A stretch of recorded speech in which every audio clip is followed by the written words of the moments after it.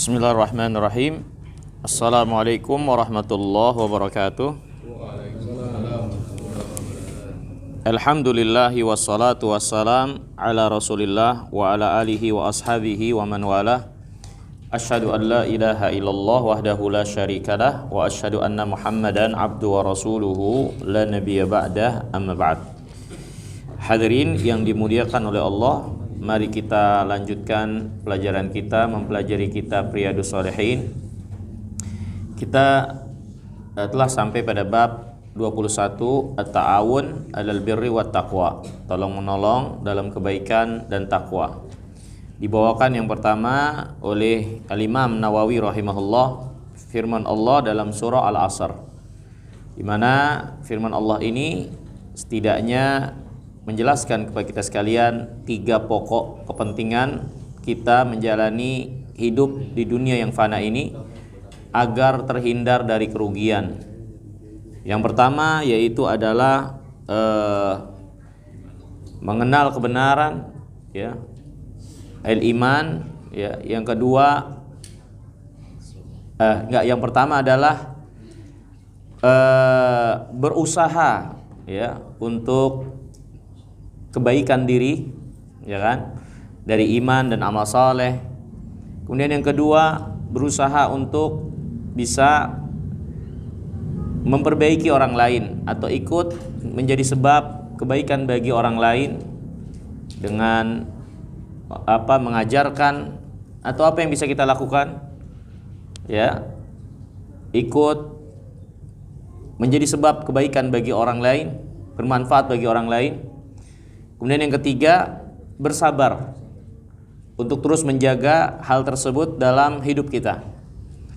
Maka 3 perkara ini adalah intisari yang dijelaskan oleh Al-Imam Ibnul Qayyim dari firman Allah surah Al-Asr, siapa yang memenuhinya dia akan terhindar dari kerugian, menjalani hari-hari, minggu, bulan dan tahun yang dia lewati menuju kematiannya, sehingga dia tidak mengalami atau terhindar dari kerugian. Dia berusaha untuk kebaikan dirinya dari iman dan amal saleh, berusaha untuk menjadi sebab kebaikan buat orang lain, ya. Kemudian yang ketiga, bersabar, mempertahankan diri di atas jalan tersebut dan juga bersabar menasehatkan orang lain untuk kebaikan. Maka siapa yang memenuhi 3 perkara ini, mengisi kehidupannya, maka dia akan menjadi orang yang terhindar dalam kerugian. Karena sejatinya kehidupan yang Allah berikan kesempatan buat kita ini adalah perniagaan, di mana waktu itu sebagai modalnya, yang kalau tidak dimanfaatkan dengan baik, maka sebagaimana modal dalam perdagangan, kalau seorang tidak manfaatkan dengan baik, tidak kembali kepadanya kecuali dengan kerugian. Maka apa yang dihabiskan dalam dunia ini juga, dan waktu yang Allah beri adalah modalnya, kalau tidak bisa dipergunakan dengan baik untuk 3 hal tadi, maka jangan salahkan siapa-siapa kalau nanti waktu hari pembalasan seorang mendapatkan kerugian. Allah berfirman, ya ibna Adam, innama hiya a'malukum uhsiha lakum, man wajada khairan falyahmadillah, wa man wajada ghaira dzalika fala yalumanna illa nafsah. Wahai anak Adam, pada akhirnya semua ini amal kalian. Allah hitung, Allah jaga, Allah catat buat kalian. Siapa yang mendapatkan amalnya itu kebaikan, puji Allah, akan nikmat dimudahkannya dalam kebaikan. Tapi siapa yang mendapatkan amalnya selain dari itu, jangan salahkan siapa-siapa kecuali dirinya sendiri. Fala yalumanna illa nafsah. Kemudian hadirin yang dimuliakan Allah, hadis yang pertama yang dibawakan di sini oleh Imam An-Nawawi, hadis yang diriwayatkan oleh Al-Imam Bukhari dan Muslim. Berkata Imam Nawawi rahimahullah, an Abi Abdurrahman Zaid ibn Khalid Al-Juhani radhiyallahu taala anhu qala Dari Abi Abdurrahman Zaid ibn Khalid al-Juhani, semoga Allah meridhoinya, dia berkata, qala Rasulullah sallallahu alaihi wasallam, Nabi SAW bersabda, man jahaza ghazian fi sabilillah faqad goza, wa man khalafa ghazian fi ahlihi bi khairin faqad goza, muttafaqun alaih. Kata Nabi SAW, barang siapa yang menyiapkan bekal bagi orang yang hendak jihad, yang dia tidak punya bekal, dia mempersiapkan, dia yang membiayai, faqad goza, maka sejatinya dengan pembiayaan yang dilakukan, dia pun telah ikut serta dalam jihad. Maksudnya ikut serta mendapatkan kebaikan seperti orang yang pergi jihad tersebut. Ya, maka ini hadirin yang dimuliakan Allah, apa yang kita lakukan ya menjadi sebab suatu amaliyah kebaikan jadi terlaksana, maka kita dapatkan kebaikan walaupun mungkin kita tidak ikut serta secara langsung, tapi kita mungkin memenuhi dari sisi yang lain, membantu dari sisi yang lain, dan ketika terlaksana dan lengkap suatu amaliyah dikerjakan, maka kita dapat bagian ikut serta dalam amal tersebut dari sisi ganjaran dan pahalanya. Lihat kata Nabi SAW, barang siapa yang mempersiapkan bekal untuk orang yang perang fisabilillah, maka dia hakikatnya ikut perang juga. Ya, ini ikut serta dalam kebaikan dan pahalanya tersebut. Ya. Dan juga ini anjuran dari Nabi SAW tentunya untuk kita tolong menolong dalam kebaikan dan takwa. Ya, apa yang bisa kita lakukan untuk bisa melengkapi kebaikan menjadi terlaksana? Dan terlaksananya kebaikan tersebut dengan kita ikut serta berpartisipasi dan memiliki andil, maka kita berada dalam kebersamaan dari pahala dan kebaikan di sisi Allah Subhanahu wa taala.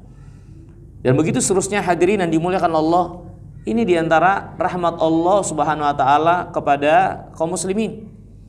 Ya, di mana ketika mereka tidak melaksanakan kebaikan itu secara langsung, tapi hanya menjadi sebab atau berkontribusi untuk kebaikan itu, mereka dapat bagian pahalanya. Ya, seperti pernah kita jelaskan dalam banyak hal, kita nggak bisa melaksanakan sendiri. Kita memerlukan satu dengan yang lainnya untuk saling melengkapi. Nggak ada yang bisa berdiri sendiri, ya, dan bertindak individualisme untuk perjalanan kebaikan ini, nggak ada. Kita semua membutuhkan satu dengan yang lainnya. Ya, maka ini membukakan pintu buat siapa saja, ya, dari kaum muslimin dengan apapun keadaannya, untuk bisa ikut serta dan andil dalam kebaikan. Nggak semua orang mungkin punya kemampuan untuk jadi ustadz misalnya, ya. Tapi ustadz juga terkadang nggak bisa kecuali ada pengurusnya, panitianya. Tapi panitianya juga butuh kepada yang lain dan seterusnya. Maka di mana posisi kita yang penting untuk kita bisa mengisi celah sehingga kita menjadi satu kekuatan menjalani dan mengusung agama ini dengan baik, khususnya untuk hal-hal yang nggak mungkin dilaksanakan sendirian. Maka ini kesempatan besar buat siapapun di antara kita kaum muslimin untuk tidak berkecil hati dengan keterbatasan yang dia miliki.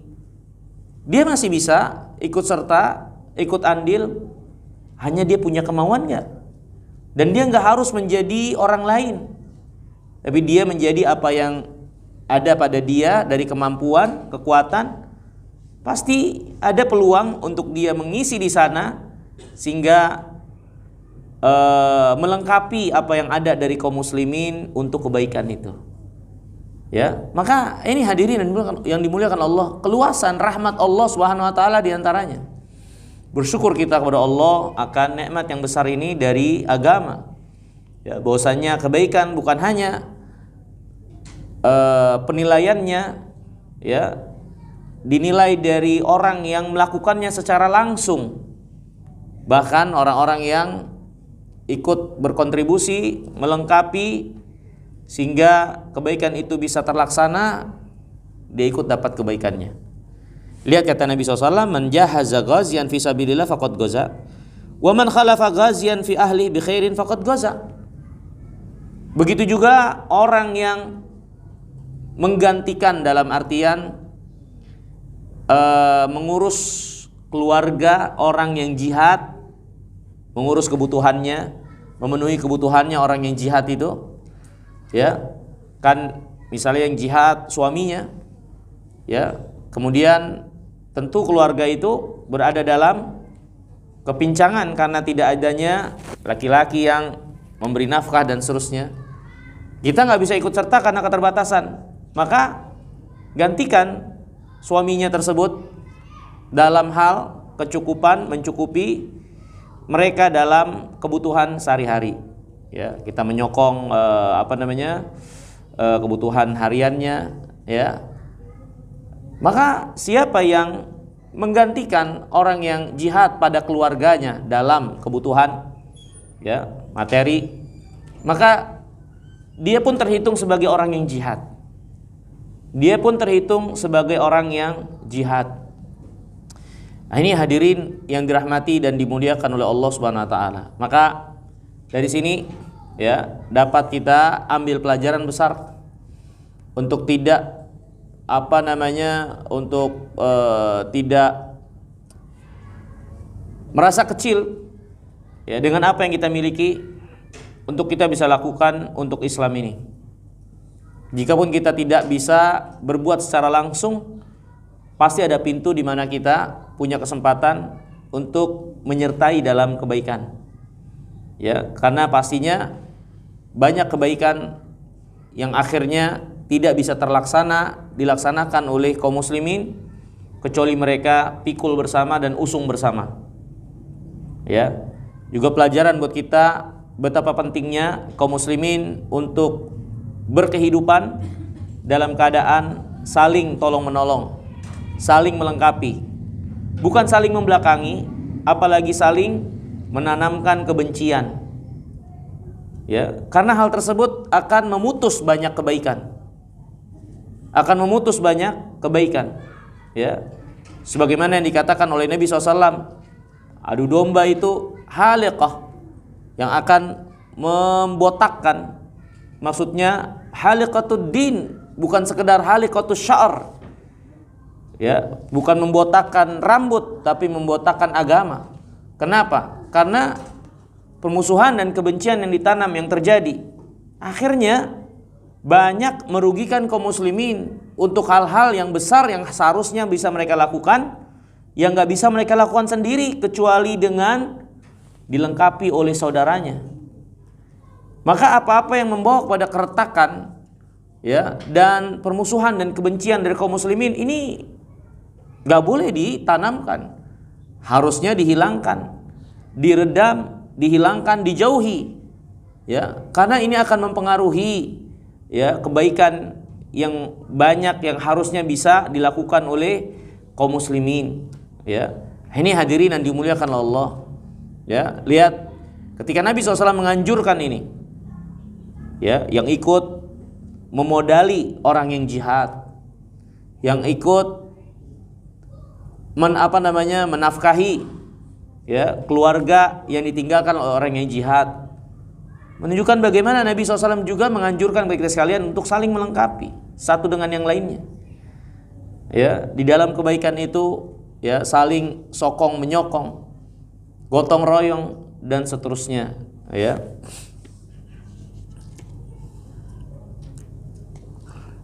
Makanya kata Syekh Salim bin Id Al-Hilali rahimahullah, al-mujtama' al-islami mutakafilun muta'awinun 'alal birri wat taqwa. Masyarakat Islam adalah masyarakat yang saling melengkapi, tolong menolong dalam kebaikan dan takwa. Ya. Nabi yang mulia alaihi wasallam bersabda, al-muslimun tatakafa dima'uhum wa yas'a bi dhimmatihim adnahum. Ya. Kaum muslimin satu dengan yang lainnya itu sekufu dalam masalah darah atau saling menanggung dalam masalah darah di antara mereka, dan orang yang paling rendah di antara mereka, ya, itu pun dihargai apa yang menjadi jaminan suaka dan perlindungannya. Artinya itulah masyarakat Islam. Ya, betapapun keadaan yang pastinya manusia berlebih kurang dari kelebihan harta, kedudukan, penilaian manusia, kedudukan mereka di masyarakat, tetap bagian yang terendah sekalipun ada nilai dan penghargaannya dalam Islam. Selama mereka kaum muslimin, jaminan suaka mereka nggak boleh untuk diabaikan begitu saja. Yang menunjukkan bagi kita sekalian, inilah masyarakat Islam, ya, yang ada di atas, yang punya kelebihan, ya, pada akhirnya tidak boleh meremehkan saudaranya yang ada di bawah, ya, karena tidak ada orang yang di atas kecuali dengan adanya orang yang di bawah, ya. Inilah kehidupan. Terlebih lagi kita yang telah diikatkan dalam persaudaraan Islam harusnya lebih memahami dan lebih mempraktekkan lagi hal ini. Itulah yang dibangun oleh Nabi yang mulia alaihi wasallam ketika membangun Islam ini. Lihat Nabi SAW ketika awal pertama kali masuk ke kota Madinah, di antara hal-hal pertama yang beliau lakukan apa? Mempersaudarakan antara Muhajirin dan Ansar. Ya, mempersaudarakan di antara mereka. Walaupun mereka telah bersaudara dalam Islam, tapi persaudaraan itu lebih diikat lagi dengan persaudaraan yang Nabi SAW ikatkan masing-masing di antara mereka, Muhajirin dengan Ansar. Apa ini kalau bukan menunjukkan pentingnya ikatan yang kuat, tolong-menolong yang terjadi pada masyarakat Islam. Dan begitulah Nabi SAW membangun agama ini dan mengajarkan para sahabatnya yang mulia alaihi wasallam. Ya, perselisihan pasti ada. Para sahabat pun berselisih. Ya, tapi lihat bagaimana keadaan mereka bermasyarakat satu dengan yang lainnya. Itulah yang menjadikan keberkahan dalam kehidupan mereka. Allah tolong dan bela mereka untuk agama ini. Ya, tapi kalau kaum muslimin, ya, di zaman kita atau tidak berada pada apa yang dulu Rasulullah bangun masyarakat di atasnya, bagaimana kita bisa mencapai pencapaian yang dahulu digapai oleh para sahabat radhiyallahu taala anhum, ya. Kemudian selanjutnya hadirin yang dimuliakan Allah, hadis selanjutnya dibawakan di sini oleh Imam Nawawi rahimahullah. Beliau rahimahullah berkata, wa an Abi Sa'id Al-Khudri radhiyallahu taala anna Rasulullah SAW ba'atha ba'than ila Bani Lihyan ibn Huzail faqal yanba'ith min kulli rajulaini ahaduhuma wal ajr bainahuma rawahu Muslim, ya. Hadis diriwayatkan oleh Imam Muslim dari Abi Sa'id Al-Khudri radhiyallahu taala ya. Nabi yang mulia SAW bersabda, atau kata Abi Sa'id, beliau bercerita, Rasulullah SAW pernah mengutus suatu utusan ke Bani Lihyan min Huzail, ya, mengutus utusan untuk memerintahkan sesuatu kepada mereka. Nabi bersabda, hendaklah dari setiap dua orang ada salah satunya yang ikut berperang, pahala didapatkan oleh keduanya. Artinya Nabi minta kepada Bani Lihyan, dua orang dari mereka, satunya ikut perang, yang satunya mencukupi apa yang ditinggalkan oleh saudaranya, mencukupi saudaranya untuk perang dan mencukupi kebutuhan saudaranya dari keluarga yang dia tinggalkan. Dan kata Nabi SAW apa? Wal ajr bainahuma, dan balasan buat keduanya, di antara keduanya. Ya, ini hadirin yang dimuliakan oleh Allah. Ya, lihat bagaimana Nabi SAW membangun masyarakatnya, membangun masyarakat Islam.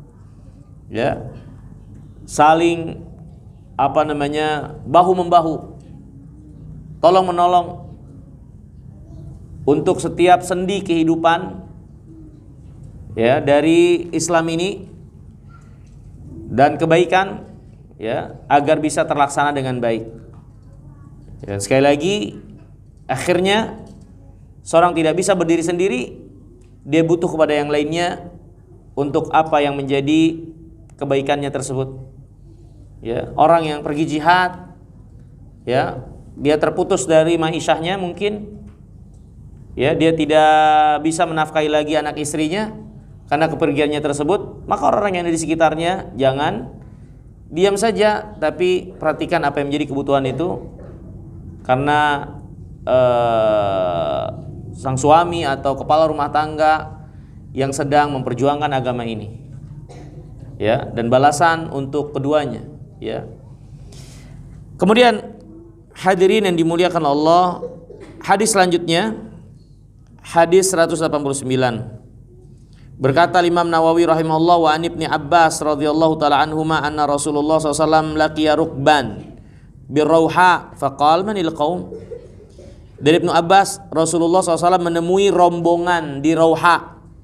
Rauha nama tempat dekat kota Madinah. Nabi ketemu di perjalanan rombongan ini. Faqal, Nabi bersabda, manil qaum, siapa kalian? Siapa kalian? Rombongan itu. Maka mereka menjawab, muslimun, kami orang Islam. Ya. Kemudian orang ini berkata, faqalu man anta, kamu siapa? Nabi menjawab, Rasulullah, utusan Allah. Jadi mereka ada kemungkinan sudah masuk Islam, mengerti Islam, ya, dari orang-orang yang mungkin mengajarkan kepada mereka di tempat mereka. Belum bertemu Nabi yang mulia alaihi salam. Sampai ketika di tengah perjalanan bertemu Rasulullah SAW, bahkan mereka nggak kenal kalau itu Rasulullah. Mereka nggak kenal kalau itu Rasulullah. Ya. Dan hal ini terjadi pada zaman Nabi SAW di sebagian keadaan dan tempat. Seperti penduduk kota Madinah, itu banyak sudah beriman kepada Rasulullah sebelum melihat Nabi SAW dan sebelum Nabi hijrah ke kota Madinah. Ya, karena beberapa orang dari penduduk kota Madinah yang bertemu dengan Nabi SAW di kota Mekkah, diajarkan oleh Rasulullah SAW untuk menyampaikannya kepada orang-orang yang ada di tempat-tempat mereka. Akhirnya banyak yang menerima dan beriman walaupun mungkin belum melihat Nabi yang mulia alaihi salam. Ya. Dan ini di antara orang tersebut, ya, yang punya pengaruh besar, akhirnya banyak penduduk kota Madinah masuk Islam, sahabat Nabi SAW yang bernama Sa'ad bin Mu'adz. Sa'ad bin Mu'adz. Ya. Yang ketika dia mati itu umurnya 30-an. Tapi kata Nabi, ketika dia wafat, arsy Allah berguncang. Nah, tentu yang menjadi perhatian kita, kenapa bisa seperti itu? Apa memang yang ada pada Sa'ad bin Mu'adz sehingga kematiannya mengguncangkan arsy Allah? Ternyata dia, Sa'ad bin Mu'adz, adalah orang yang punya andil besar untuk penduduk kota Madinah mengenal Islam. Ya, dia yang dengan gigihnya di waktu mudanya, dan dia juga orang yang terpandang sehingga memberi pengaruh kebaikan buat orang-orang di kota Madinah itu cukup besar. Ya, maka kalau lihat dari sisi ini wajar ketika arsy Allah berguncang dengan kematian Sa'ad bin Mu'adz, karena dia adalah orang yang mulia dan banyak jasa kebaikannya untuk kaum muslimin, ya. Nah, hadirin yang dimuliakan Allah, ketika bertemu Nabi dengan rombongan Bani Lihyan, ya, Nabi bertanya, nih siapa? Rombongan apa? Kaum muslimin. Mereka bertanya, engkau siapa? Saya Rasulullah. Kemudian ada seorang ibu mengangkat atau menunjukkan anaknya, Sobi. Ya, Sobi itu berarti dia anak sebelum usia tamyiz, 6 tahun ke bawah lah, kurang lebih, ya, 6 tahun ke bawah. Walhal dia belum balik pastinya. Faqalat, wanita ini berkata, ali hadza hajjun, anak kayak begini bisa haji? Boleh haji? Bisa haji, dapat bagian pahalanya, kebaikannya. Bisa haji anak kayak gini? Kata Nabi SAW, qala na'am walaki ajrun. Iya, dia dapat, boleh, dan dia dapat bagian pahalanya, dan bagimu juga pahala. Hadis ini diriwayatkan oleh Imam Muslim, ya. Maka hadis ini memberikan pelajaran bagi kita sekalian, ya. Kata para ulama, intisabul muslim ila dinihi wa laysa liqaumi wa watanihi. yang lebih baik. Ya, seorang itu ketika ditanya, tentu untuk suatu keadaan ya, lebih baik dia menjawab menyandarkan dirinya kepada Islam daripada menyandarkan dirinya kepada kesukuan atau negerinya. Ya, manil kaum muslimun. Ini siapa? Kami kaum muslimin. Ya, gitu. Tentu bisa saja mereka mengatakan kami dari Bani Lihyan dan seterusnya. Ya. Tapi lihat bagaimana jawaban mereka ketika ditanya, ini rombongan apa? Rombongan muslimun. Kalau ditanya spesifik kaum muslimin dari mana, baru. Ya. Tapi ketika seorang di awal pertama kali menjawab keadaan dirinya sebagai muslim, ini menunjukkan betapa dia memuliakan dan percaya diri terhadap agamanya. Itu yang didahulukan. Ya, itu yang didahulukan ketimbang kesukuannya, ketimbang tempat tinggalnya, ketimbang nasabnya. Ya, seorang lebih utama, dan yang seharusnya memang seperti itu. Dia lebih percaya diri, ya, membanggakan din agamanya, ya, mengatakan dia sebagai muslim. Lihat banyak dalam Al-Quran Allah Subhanahu Wa Taala berfirman, wa ana minal muslimin, wa ana minal muslimin, dan saya termasuk orang Islam, sebagai isyarat pelajaran bahwasanya itu hal yang terpuji. Seorang berbangga dengan keislamannya, merasa mulia dengan keislamannya. Ya, yang ini sudah mulai agak berkurang, ya, pada pribadi-pribadi kaum muslimin. Mereka tidak percaya diri dengan agamanya. Bahkan sebagian merasa malu untuk memakai atau melakukan sesuatu yang menunjukkan identitas keagamaannya.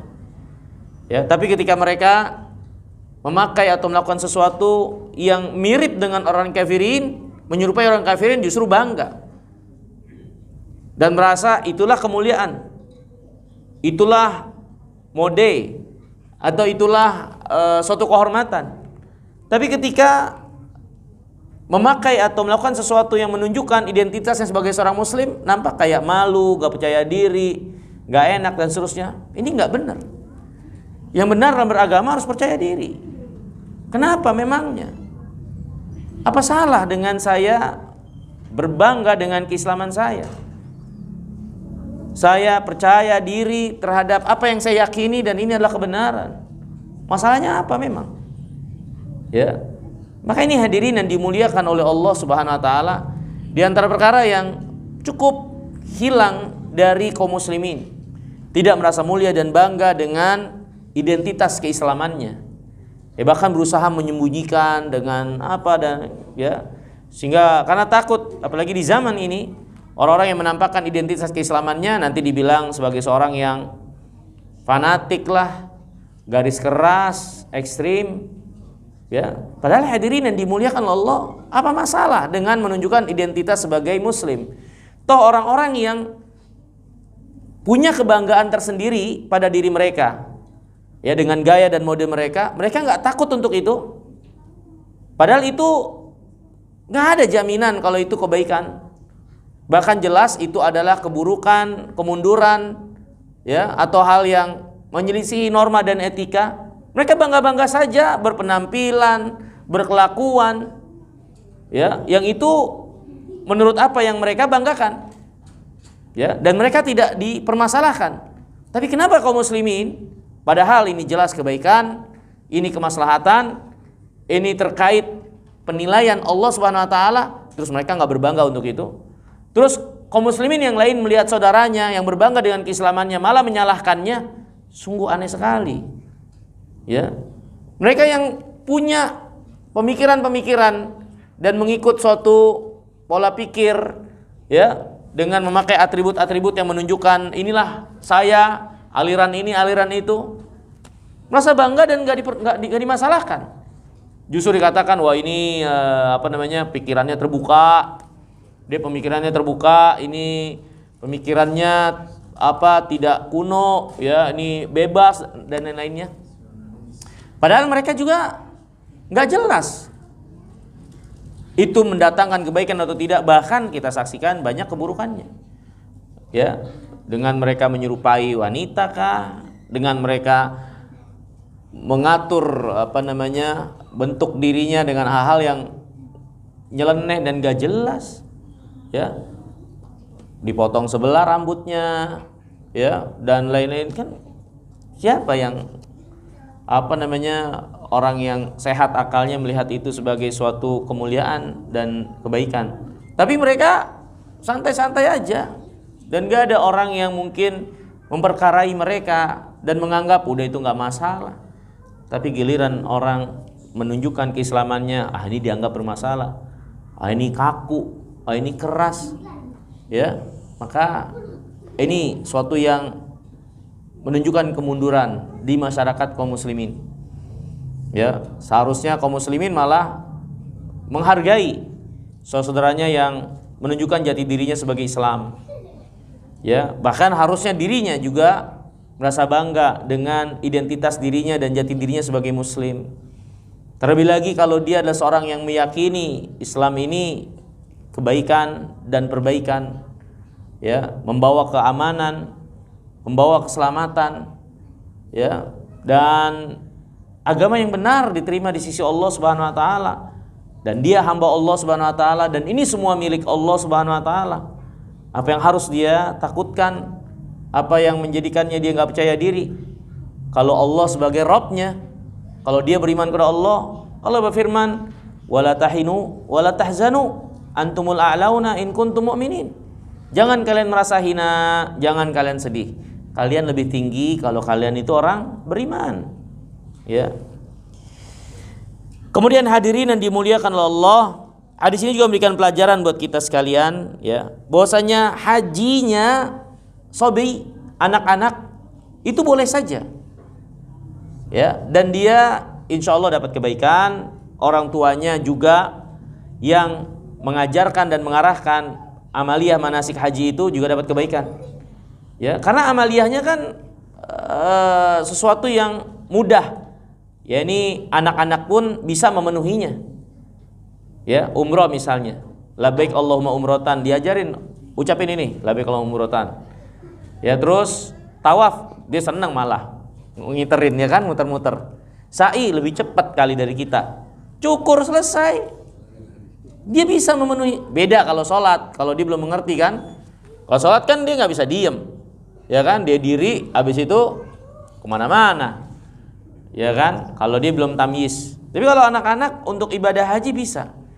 Wukuf di Arafah, yaudah tinggal masuk ke padang Arafah, berdiam di sana sejenak, selesai, berangkat lagi, bisa, ya. Tapi kata para ulama, kalau dia melaksanakan di usia sebelum baliknya itu tidak menggugurkan kewajiban hajinya. Dapat pahala ya, bagi yang membimbingnya, iya, bagi si anak itu juga, ya. Tapi itu tidak menggugurkan kewajiban hajinya, karena kewajiban yang Allah bebankan diantara syarat pemenuhannya adalah balik. Karena dia belum balik, maka walaupun sudah haji, ya, udah melaksanakan ibadah haji, maka itu belum menggugurkan kewajiban haji dia. Nanti kalau udah balik dia ya haji lagi, ya. Ini, ya. Kemudian hadis selanjutnya berkata Imam Nawawi rahimahullah, wa an Abi Musa al-Asy'ari radhiyallahu taala an, dari Abu Musa al-Asy'ari semoga Allah meridhoinya, dia berkata, ani Nabi SAW, dari Nabi yang mulia alaihi salatu wasalam, annahu qala al-khazinul muslimul amin alladhi yunaffidh ma umira bih fayu'tihi kamilan muwaffaran tayyibatan bihi nafsuhu fayadfa'uhu ila alladhi umira lahu bihi ahadul mutasaddiqin, muttafaqun alaih.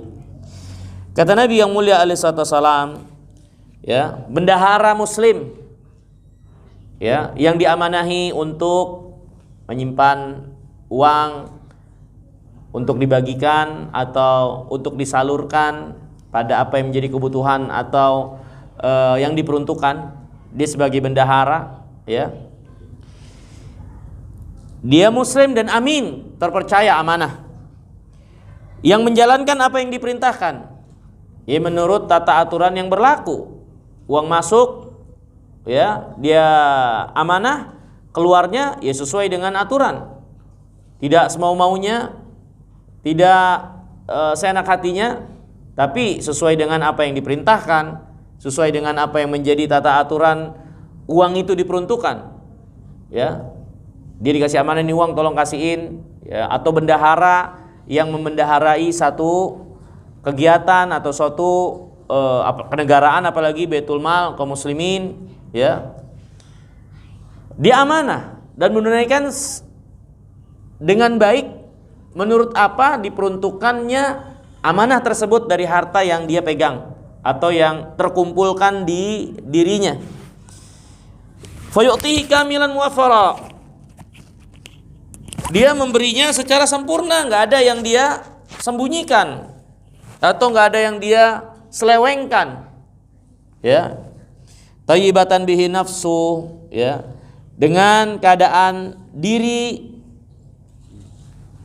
lapang dada, ya.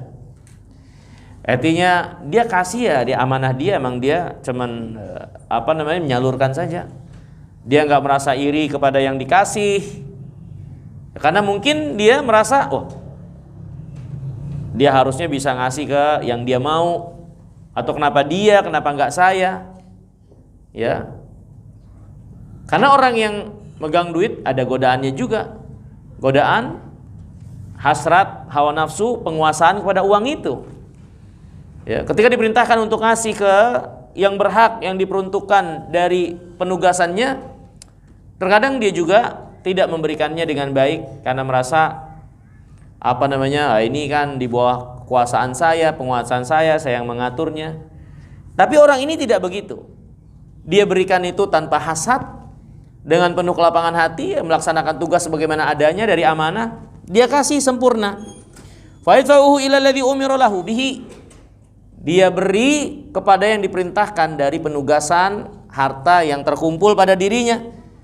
Ya, kemudian kata Nabi yang mulia alaihi wasallam, ya, fa huwa ahadul mutasaddiqin. Maka dia dengan apa yang menjadi pelaksanaan amanahnya tersebut, dia termasuk bagian orang yang sedekah. Walaupun bukan uang dia itu. Dia bendahara saja. Tapi amanah yang dia lakukan sehingga terlaksananya dan tertunaikannya amanah itu dengan baik, maka kata Nabi, dia terhitung bagian orang yang sedekah juga. Ya, padahal itu bukan uang dia. Ini hadirin yang dimuliakan Allah. Inilah kita kalau nggak bisa berbuat langsung kebaikan, ya paling nggak kalau kita bisa jadi sebab menjembatani kebaikan itu, kenapa tidak? Karena kita bisa terhitung sebagai orang yang melaksanakan kebaikan itu. Ya, dan terkadang banyak kebaikan nggak bisa dilakukan oleh seseorang, perlu orang-orang yang menjembataninya. Orang kaya terkadang bingung duitnya buat apa, ya kan? Bingung buat apa.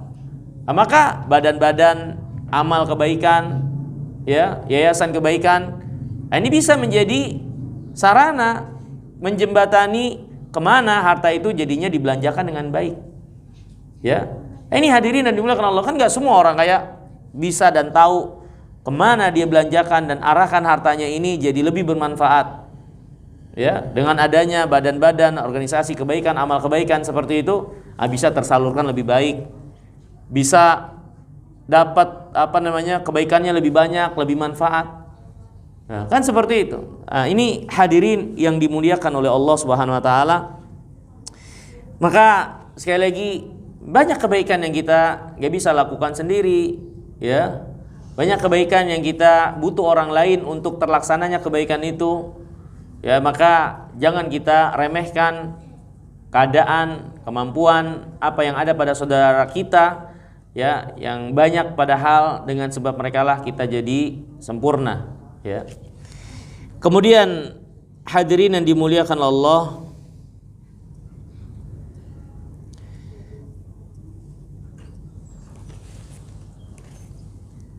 dijelaskan di sini oleh Syekh Salim bin Ithal-Hilali rahimahullah, ya, karena selanjutnya hadisnya selesai, masuk bab selanjutnya. Kita perhatikan di sini apa yang dikatakan oleh Syekh Salim tentang fawaid hadis ini. Yang pertama, Yaitu tayyibah bihi nafsu ay la yahsud al-mutasaddiq alaihi atau al-mutasaddaq alaihi wa la yu'dhihi bi fi'lin aw qawlin. Ini dia tidak hasad kepada orang yang disalurkan harta kepadanya, ya, dengan dia mencaci maki atau perkataan-perkataan yang jelek atau merasa nggak enak kok dia dapat saya enggak, ya karena dia memang tugasnya untuk menyalurkan saja. Kenapa dia iri untuk itu? Ya. Dan ada yang seperti itu, ya, ada yang seperti itu. Jadi orang yang ditugaskan di bagian keuangan atau bendahara, ya terkadang dia nggak mau mengeluarkannya, ya, dengan berbagai macam alasan, ya karena diantaranya adalah hawa nafsu yang ada pada dirinya. Padahal uang itu harus dikeluarkan ke bagian tertentu, ke bidang tertentu, ke ya dalam organisasi itu, dalam kegiatan itu. Tapi kadang-kadang dia nggak mau ngasih, ya, atau hasad karena kenapa bagian ini terus, atau dan lain-lain. Padahal itu bukan menjadi penilaian dia. Ya akhirnya dia tidak bersikap amanah untuk itu, ya. Nah, kata Syekh Salim bin Hilali, hadis ini juga memberikan pelajaran jawaz ittikhad khazinin, bolehnya mempekerjakan atau mengambil bendahara untuk apa? Untuk mengatur keuangan. Ya nggak apa-apa, ya. Kalau duitnya ada dan banyak, ya kan? Wa ana dzalika laysa makhila wala tabdzir, dan itu bukan termasuk kesombongan atau kemubadziran. Ya karena kan akhirnya butuh yang nyimpenin duit, ya, sendiri. Ya mungkin kalau sekarang ada badan-badannya, ya, tempat ngumpulin duit, nyimpen duit. Mungkin dulu nggak ada, orang amanahin seseorang bendahara, nih duit gue pegang sama dia. Dan itu bukan termasuk kemubadziran, ya, atau kesombongan, karena ya pastinya dia nggak bisa jaga itu sendiri. Kemudian kata Syekh Salim bin Hilali juga, kasratul mal al halal laisa itsman. Banyak harta yang halal itu bukan dosa. Orang banyak harta, apa masalahnya? Apa masalahnya orang banyak harta? Ustadz misalnya punya harta, ya, punya mobil, salahnya apa? Ustadz harus compang-camping, ya kan? Ustadz harus dekil atau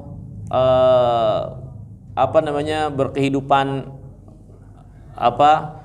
Jadi kalau punya mobil itu, oh Ustadz nggak qanaah, wah ini Ustadz, ini aneh orang kita, aneh. Emang kenapa masalahnya? Kalau saudara kita punya kelebihan harta, kalau saudara kita lebih baik dari kita nasibnya, itu kan pembagian yang Allah bagikan. Kenapa kita resah dan tidak enak hati untuk itu? Bukankah kita disuruh untuk menyukai kebaikan untuk orang lain seperti kita suka kebaikan ada pada diri kita? Nah, apalagi mereka orang-orang yang keberadaan mereka dibutuhkan kaum muslimin, mengajarkan kebaikan dan seterusnya, ya. Apa masalah memang mereka kalau punya harta dan seterusnya? Kalau halal nggak ada tercela. Allah halalkan. Siapa yang berani haramkan apa yang Allah halalkan? Ya. Para sahabat banyak yang kaya juga, dan ada juga yang kurang dari itu. Tapi kekayaan atau kemiskinan tidak menjadi suatu hal yang menunjukkan terpuji atau tercelanya seseorang. Itu bukan tolak ukur, ya. Jadi bukan berarti orang yang kaya pasti tercela atau orang yang miskin pasti tercela. Orang miskin pasti terpuji, orang kaya pasti terpuji. Enggak. Kaya, miskin, uang, itu mah kehidupan semua. Tercela dan terpujinya seorang dilihat dari amal dia.